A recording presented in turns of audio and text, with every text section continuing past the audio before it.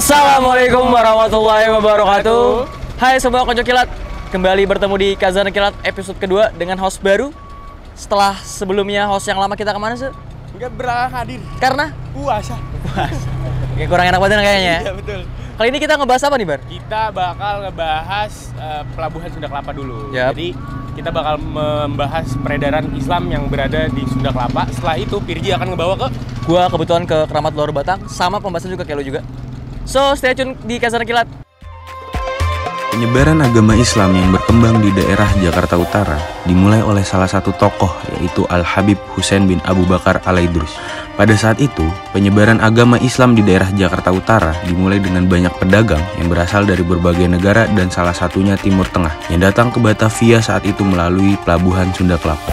Dalam hal ini, salah satu tokoh yang datang itu ialah Al-Habib Husain bin Abu Bakar Al-Idrus. Beliau kala itu datang ke pelabuhan Sunda Kelapa dan mulai menyebarkan agama Islam di daerah ini. Sehingga beliau menjadi ikon di daerah Jakarta Utara karena beliau mendirikan Masjid Keramat Luar Batang. Assalamualaikum warahmatullahi wabarakatuh. Waalaikumsalam. Halo semua konco kilat, kembali bersama saya di Khazanah Kilat. Saat ini saya tengah berada di Masjid Keramat Luar Batang. Boleh persilakan Bapak, Ya. namanya Pak?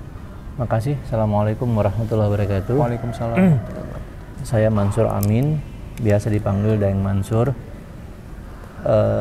Adalah sekretaris di Dewan Kemakmuran Masjid Jami Keramat Luar Batang. Makasih udah Saya juga berkenan sebelumnya untuk terima kasih Pak sudah memberikan ngobrol-ngobrol waktu. santai ya. Nyantai Pak, insya Allah nyantai. Kalau boleh tahu Bapak udah berapa lama Pak menjabat sebagai? Saya sih dari tahun 2005 ya kalau nggak hilap ya, cuma sempet keluar gitu kan, sibuk di kegiatan yang lain, masuk lagi ke sini mungkin sekitar 7-8 tahun yang lalu. Tapi saya berawalnya di tahun 2005 lebih, kalau saya nggak hilap. Ya, berarti udah sekitar 18 tahun lah ya Pak, dari 2005 sekarang ke Kalau ngitung 2005-nya, tapi kalau kita ngitung, taruhlah di 2005 3 tahun plus 7 tahun, 10 tahunan lah. lumayan lama dong Pak berarti Pak. Lumayan. Pak, boleh nanya sedikit atau boleh diceritain sedikit? Ini kan masyarakat udah tahu namanya Masjid Keramat Luar Batang. Iya. Emang kita tahu semua di sini ada salah satu wilayah dari Luar Batang, tapi kenapa sih Pak nama masjid ini dinamakan Masjid Keramat Luar Batang? Boleh diceritain Oh sedikit? iya. Jadi gini, kalau kita cerita tentang sejarah masjid atau sejarah kampung ini, nggak bisa dipisahkan dengan kisah Sahibul Maqam Al-Habib Husain bin Abu Bakar Al-Idrus yang makamnya ada di situ. Beliau adalah seorang penciar Islam yang berasal dari Hadramaut. Nah, kenapa ini menjadi masjid Keramat Luar Batang dan Kampung Luar Batang? Awalnya ini masjid peninggalan beliau. Namanya itu Masjid An-Nur. Jadi sebelum dinamakan Masjid Keramat Luar Batang, nama sebelumnya adalah Masjid An-Nur. Nah, nama kampung ini adalah Kampung Baru, bukan Luar Batang. Di saat beliau wafat, itu berkali-kali jenazahnya dibawa ke pemakaman. Setiap sampai di pemakaman, jenazah beliau nggak ada di dalam kurung batang nih. Akhirnya pengantar jenazah balik lagi, jenazah beliau ada di posisi yang sekarang, kan itu kan rumah tinggalnya tuh. Masukin lagi ke keranda, bawa lagi ke pemakaman, sampai pemakaman nggak ada lagi. Begitu balik jenazah beliau ada yang di posisi sekarang. Itu berkali-kali. Itu salah satu kisah luar biasa dari Iya, beliau ya Pak. jadi kisah luar biasanya. Nah, tempat pemakamannya itu orang selalu bilang kan Tanah Abang. Iya, banyak di Saya berani berdebat panjang, tapi bukan adu data ya, karena saya nggak ada data. Saya lebih cenderung kita pakai akal pikiran, nonsen Tanah Abang. Karena pada zaman itu dari sini ke Tanah Abang itu jauhnya luar biasa. Sekarang aja jauh kan, banget, Pak. apalagi kepada masa itu nggak mungkin bisa berkali-kali bolak-balik. Nah, di sini ada pemakaman yang dekat, pemakaman yang memang dibuat oleh pemerintah Hindia Belanda, namanya Kubur Koja. Jaraknya itu nggak sampai 2 km melalui jalur sungai. Memang sekarang jalur sungainya udah nggak ada, udah berubah. Pada zaman itu lurus-lurus aja, lurus lalu berbelok, sehingga itu bisa berkali-kali. Nah, peristiwa yang setiap sampai di pemakaman jenazah beliau nggak ada, balik ke rumah, asal tempat muasalnya ada sehingga dimakamkan di situ. Nah, peristiwa tadi orang sini tuh bilangnya keluar dari kurung batang. Jadi keranda itu dibilangnya kurung batang. Ya. Gitu. Keluar dari kurung batang akhirnya disingkat menjadi luar batang. Itu berubah nama kampung yang tadinya Kampung Baru menjadi Kampung Luar Batang. Masjidnya yang tadinya Masjid An-Nur berubah menjadi Masjid Jami Keramat Luar Batang.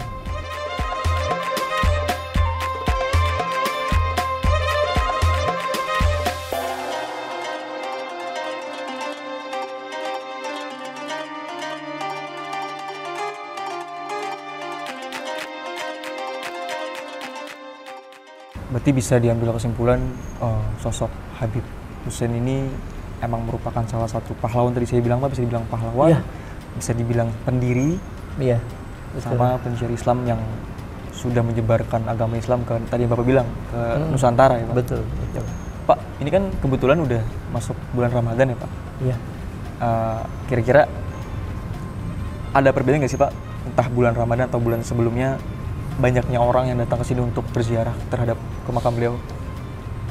Kalau perubahan sampai hari ini sih nyaris sama ya. Sama, volumenya masih ramai juga. Masih ramai. Cuma ramainya itu setelah Isya. Setelah Isya. Atau setelah tarawih ya Pak? Setelah tarawih gitu loh. Itu ramainya. Tapi mungkin volumenya agak sedikit doang berkurang. Iya. Kalau kemarin itu kan per hari bisa, per 24 jam itu bisa lebih dari 1.000 orang. Per hari? Per hari. Per 1.000 orang? Iya. Dan datang dari mana saja? Kurang. Oh, itu dari mana-mana sih. Dari banyak tempat. Di sini itu kalau kita iseng hitung, per bulan itu ya bisa lebih dari 30.000. Karena per hari itu minimal ya 1.000 ya Pak yang datang. Lebih kurang 1.000. Jadi hitungannya per 24 jam ya. Kadang-kadang pagi itu penuh, bisa 15-10 bus. Ntar jam 12 sampai jam 2 itu sepi. Ntar ada lagi menjelang maghrib sampai ke Isya masih sepi itu. Sampai ke jam 9 malam, jam 10 sampai pagi bisa ramai lagi. Jadi mungkin yang bedain bulan Ramadan sama bulan sebelumnya adalah flow-nya ya Pak, mungkin flow-nya aja karena bulan puasa juga. Betul. Paling nanti nih kalau udah pertengahan Ramadan nih. Karena kan orang banyak yang mudik. Pak, mau nanya sedikit Pak. Kita kan tahun depan kan udah ada pemilu ya Pak, atau pemilu serentak gitu. Kira-kira ada gak sih Pak politikus-politikus yang datang ke sini khusus untuk banyak? Ada tujuan tertentu gak Pak dari ya misalkan? Pastilah. Jangan kata politikus, Anda aja datang kemari kan punya tujuan tertentu. Saya cuma menggali sejarah, barokah doang Pak, sama menggali sejarah kan artinya siapapun ke tempat manapun itu pasti punya tujuan. Betul. Saya penasaran emang Pak. Iya. Sosok beliau tuh begitu diagungkan gitu. Ya balik lagi gini loh, orang banyak yang suka saya tentang ya. Saya kurang sepaham. Di saat mereka bilang, gue mau datang ke sana supaya dagangan gue laris. Wah, supaya duit gue banyak. Segala macam. Satu yang kita nggak boleh lupa, beliau ini adalah keturunan Rasulullah, penerus syiar yang dilakukan oleh Rasulullah. Artinya jangan lu pernah minta sama kuburan. Jangan pernah minta sama kuburan. Jangan pernah minta sama kuburan, jangan pernah minta sama makam. Iya, kan nggak boleh. Itu jelas banget dalam Islam. Ini harus kita pahamin, gitu loh. Adapun misalkan karena hal yang lu lakukan tadi, datang berziarah ke sini sehingga usaha lu menjadi maju, yaitu rezeki dari Allah gitu kan. Tapi yang pasti kedatangan Anda ke sini jangan pernah menduakan Allah. Jangan pernah menyekutukan Allah. Artinya kita datang ke sini adalah pertama kita mengucapkan terima kasih. Karena bisa jadi sebab beliau, kakek nenek kita itu memeluk Islam. Betul. Sehingga kita pun pada akhirnya menjadi orang Islam juga. Kita kan Islam turunan nih, bukan Islam tanjakan. Satu. Yang kedua, kalau menurut saya yang harus Anda gali adalah amaliyah apa sih yang dilakukan oleh Habib Hussein sehingga sampai kayak sekarang. Contoh gini deh, Kamu orang tua masih hidup nggak? Alhamdulillah Pak, dua-duanya sehat. Sekarang misal kata nih, ada orang yang orang tuanya udah meninggal. Dalam setahun berapa kali dia kunjungin, ziarahin? Ada beberapa saya tanya, saya cuma sekali setahun. Iya, mungkin mau deket puasa baru datang ke sana. Artinya orang tua kandung lu sendiri, lu ziarahin, itu paling setahun kehitung tangan. Sedangkan beliau kayaknya kalau 10 kali nggak mungkin. Setahun 10 kali nggak mungkin. Paling hebat 5 mungkin. Beliau per 24 jam itu nggak ada kosongnya. Segitu banyak orang ziarah. Masya Allah ya Pak. Masya Allah, artinya ada sebuah ibadah. Ada sebuah ibadah, yang beliau ada lakukan, sebuah amalan. Amalan yang beliau lakukan yang pada akhirnya punya dampak yang luar biasa. Hingga akhir hayat pula ya. Makanya kalau saya bilang kamu kejar tuh zikir apa sih yang beliau baca, terus amalan apa sih yang beliau lakukan, kemudian kalau kita bilang kebaikan-kebaikan apa yang beliau lakukan terhadap manusia-manusia yang lain kepada sesama gitu kan. Itu yang harus dikejar. Lu jangan ngejar pengen kaya, pengen sukses dan sebagainya. Itu salah ya, karena lu tergelincir. Niat awal aja udah salah. Udah salah. Gitu, udah salah. Karena kayak contoh lah, lu kuliah nih. Tujuan lu kuliah buat apa? Supaya dapat kerjaan dengan gampang. Itu menurut gue udah salah. Karena ada orang terdidik itu bukan pencari kerja, pencipta lapangan kerja. Si pencari kerja ini biarlah tamatan SD, tamatan SMP, tamatan SMA. Justru kita yang menciptakan peluang kerja untuk mereka. Ada yang Tuhan kasih kesempatan menjadi sarjana. Jadilah orang-orang yang menciptakan lapangan kerja, bukan orang yang nyari lapangan kerja lagi. Itu yang benar, menurut saya ya. Jadi Konco Kilat sudah di ujung waktu. Sudah banyak ngobrol-ngobrol bersama Daeng Pak Mansur selaku salah satu pengurus Masjid Keramat Luar Batang.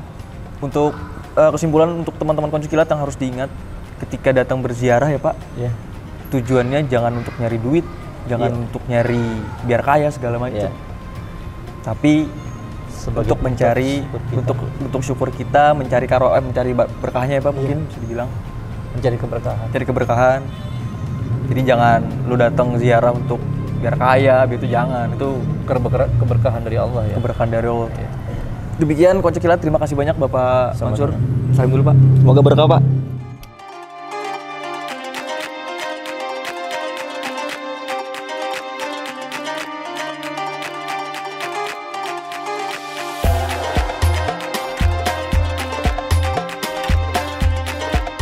Hai Konco Kilat. Demikian episode 2 Khazanah Kilat edisi Masjid Keramat Luar Batang. Kesimpulan yang bisa diambil adalah ketika kalian berziarah, kalian harus lillahi ta'ala dan jangan ada harapan-harapan atau keinginan-keinginan tersendiri. Sebelum kita closing, gue bakal manggil salah satu co-host gue yakni Akbar. Halo Bar. Tadi dari mana Bar? Tadi gue dari Pelabuhan Sunda Kelapa. Pelabuhan Sunda Kelapa. Kira-kira apa yang lo dapat Bar dari sana Bar? Nah di sana tuh intinya banyak di sana kan pelabuhan ya. Jadi gue belajar sejarahnya bahwasannya peradaban Islam di Indonesia tuh salah satu yang sangat berpengaruh. Pelabuhan Sunda Kelapa ini juga berpengaruh gitu. Jadi dulu para pedagang Arab itu datang dari Sunda Kelapa. Akhirnya juga terbuatnya Masjid Luar Batang ini juga salah satunya kontribusinya dari Sunda Kelapa itu. Nah berarti Pelabuhan Sunda Kelapa dan Masjid Jami Keramat Luar Batang ini ada sangkut pautnya. Betul. Yang sangat melekat. Iya. Ya gitu ya, kita closing Bar. Ya gitu aja lah kalau begitu. Terima kasih Konco Kilat. Jangan lupa like, komen, dan subscribe. Sampai ketemu di episode selanjutnya. Wassalamualaikum warahmatullahi wabarakatuh.